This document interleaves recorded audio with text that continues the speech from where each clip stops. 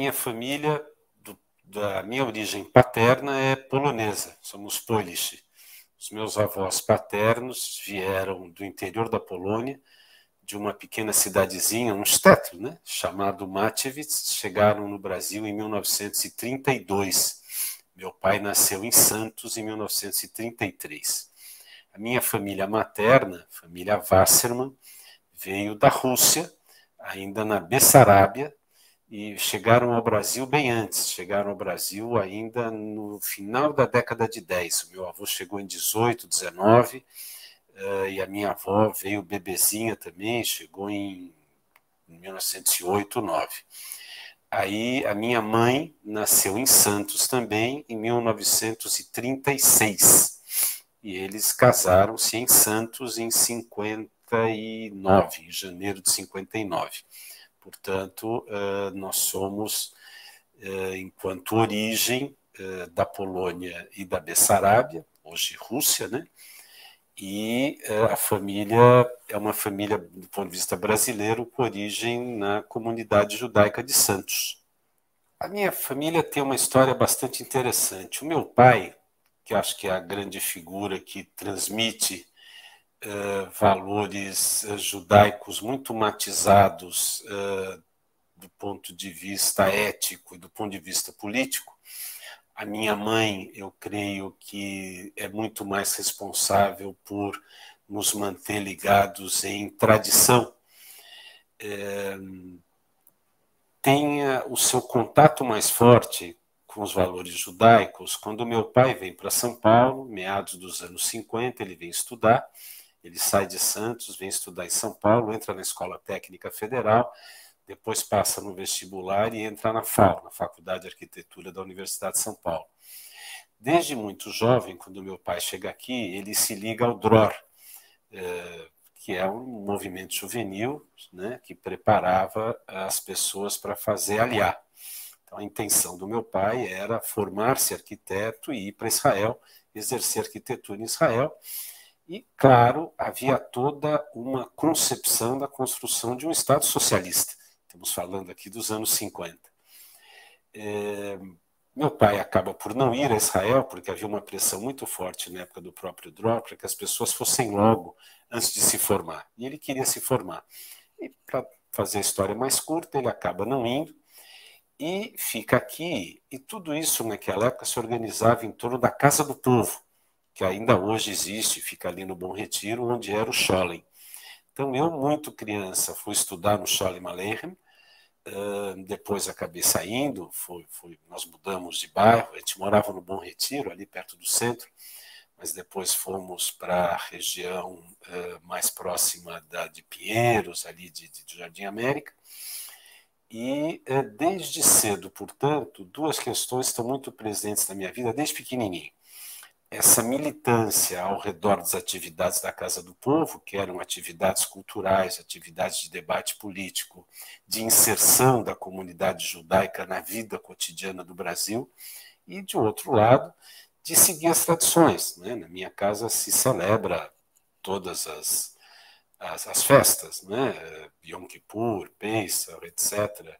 E essa semana mesmo temos jantar de Hanukkah na casa da minha mãe, mas eu diria que, para mim, que não sou um praticante religioso ortodoxo, longe disso, os valores judaicos são, acima de tudo, valores éticos, valores humanistas, valores ligados à solidariedade e ao combate implacável contra qualquer tipo de preconceito, contra qualquer tipo de autoritarismo, contra o fascismo, enfim, contra tudo aquilo que dentro da minha família se compreende como os valores judaicos mais importantes. Eu creio que a comunidade judaica ao redor do planeta ela é muito diferenciada. Diferenciada no seguinte sentido: internamente a comunidade judaica há valores bastante diferentes que, de alguma forma, todos traduzem como valores judaicos. E aí é um pouco uma opção de cada um de entender aquilo que crê como correto e como não correto. Por exemplo, um pedaço da comunidade judaica americana apoia o Trump, um pedaço da comunidade judaica brasileira apoiou o governo Bolsonaro, o que é, a meu juízo, absolutamente inexplicável à luz dos valores judaicos tradicionais. Eu creio que isso também é reflexo do que aconteceu em Israel, né? De 20, 25 anos para cá, há uma ascensão de concepções de direita em Israel. O governo que está para se formar agora ao redor do Netanyahu talvez seja o governo mais direitista de toda a história de Israel, e eu me considero ou me coloco como parte de um segmento da comunidade judaica que considera inaceitável você ser discriminatório, você ser excludente, você não defender de maneira absolutamente implacável o seu compromisso com os direitos humanos, com a convivência, com a tolerância, com a liberdade. Na realidade, lá final dos anos 70, eu estava bastante envolvido com organização de eventos e ao mesmo tempo, com uma militância democrática, com o combate à ditadura, desde que eu estava no colégio e depois na universidade. Isso me levou sempre a estar envolvido com entidades estudantis ou com entidades de defesa de organizações comunitárias. De um lado, isso foi me formando politicamente, e foi o primeiro espaço, essas entidades estudantis, por exemplo, e movimentos culturais, onde eu me encontrei num ambiente onde eu podia exercitar aquilo que eu tinha aprendido em casa como valores judaicos importantes, particularmente a solidariedade e o respeito à diversidade. Isso teve um desdobramento profissional, porque eu comecei a me incorporar à área de eventos e, por derivação, à área de turismo, não é? Isso foi crescendo, eu fui diretor de turismo em Santos, depois eu fui diretor do São Paulo Convention Bureau, já no setor privado, aí presidi o Anhembi, depois fui presidente da Embratur, no primeiro governo Lula, e isso já começou a me aproximar da aviação. Então, tem mais ou menos 25 para 30 anos que eu lido com a aviação de várias formas. Quando chegou o ano de 2011, as empresas aéreas brasileiras vivendo aquele processo de crescimento que nós vivemos, lembre-se que em 2002 foram vendidos 30 milhões de passagens aéreas naquele ano no Brasil a R$ 900 em média. Em 2012, nós estávamos já batendo quase 95 milhões de passagens aéreas e o ticket médio já estava em 470, 480. Depois isso passou dos 100 milhões. Naquele momento, as empresas resolvem que era necessário criar uma entidade que vocalizasse os temas da aviação, que representasse a aviação junto à sociedade, que falasse com a mídia, com os formadores de opinião, com o Congresso, com o Executivo, com o Judiciário, com os consumidores, com os órgãos reguladores, enfim, que tivesse uma estrutura que pudesse dialogar e defender temas importantes, como, por exemplo, a política de liberdade tarifária, que é o que permite também que essa queda de tarifas aconteça no Brasil e democratize a aviação. Então, a minha história é uma história que as coisas foram se articulando e se somando umas às outras, das entidades do terceiro setor, das entidades estudantis, à atividade profissional e ao aprofundamento dessa atividade em um setor mais específico nessa última década, que é a aviação. Eu acredito que esse debate, hoje bastante presente no Brasil, de compatibilização entre responsabilidade social e responsabilidade fiscal, não apenas é exequível, como é mandatório, pois é um dos instrumentos principais de que o governo, responsável pelas políticas públicas que podem construir um Brasil mais justo, solidário e inclusivo, tem como forma de construir esse processo. Portanto, é possível compatibilizar essas duas coisas. Eu creio que é necessário, antes de tudo, capacidade política, além de competência técnica.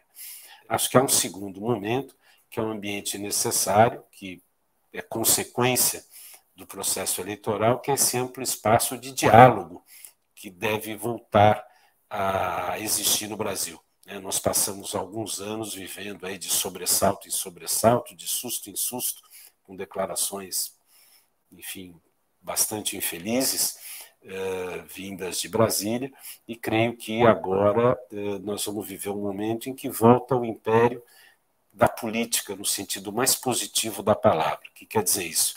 É o império do debate, é o império da colocação do contraditório, da construção do consenso possível entre pessoas de diversas origens, cuja talvez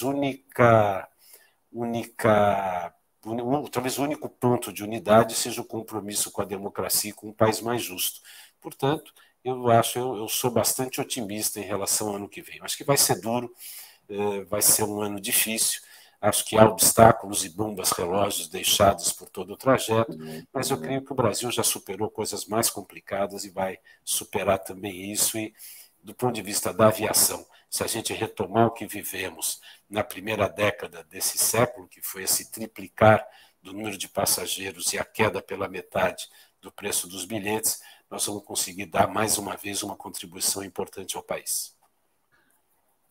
Eu creio que o mais importante que eu trago dentro de mim nesses 62 anos, como consequência do que vem do meu pai e da minha mãe, essa tradição de valores éticos e de um compromisso militante em defesa desses valores. Isso eu herdo do meu pai. E da minha mãe, a manutenção das tradições, saber quem nós somos, de onde viemos, me leva a ter um orgulho muito grande de nunca ter mudado de lado ao longo desses 40 anos, do ponto de vista do que eu entendo que é um mundo correto. Eu defendo um mundo solidário, inclusivo, justo, participativo, com respeito à diversidade. Eu defendo direitos para todos de comer, morar, estudar, ter saúde. E eu creio que isso é ser judeu na melhor acepção do termo. Eu não concebo, não compreendo você defender os valores judaicos e, ao mesmo tempo, ter posturas diferentes dessa. Compreendo gente que age dessa forma, mas sempre que vejo e que essas pessoas são abertas ao debate, eu procuro entrar nos debates.